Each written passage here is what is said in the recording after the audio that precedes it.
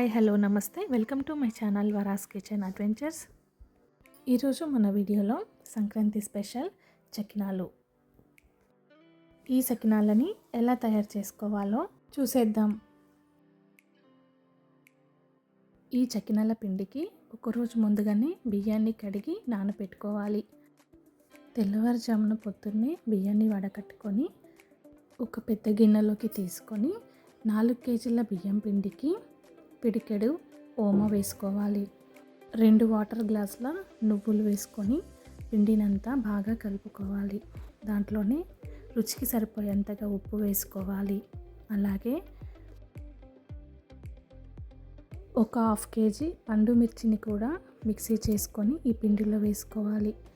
అలాగే ధనియాలు, జీలకర్ర, వెల్లుల్లిపాయల్ని కూడా మిక్సీ పట్టుకొని ఈ పిండిలో కలుపుకోవాలి. ఇప్పుడు సరిపడన్ని నీళ్లు వేసుకుంటూ పిండిని బాగా కలుపుకోవాలి.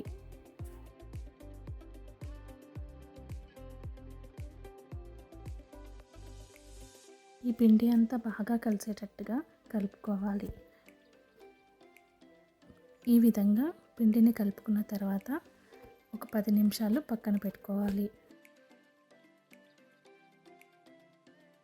ఇప్పుడు ఒక బెడ్షీట్ వేసుకొని ముందుగా గౌరమ్మని చేసుకొని సకినాలను వేసుకోవాలి. ఈ సకినాలని వీడియోలో చూపిస్తున్న విధంగా ఇలా వేసుకోవాలి.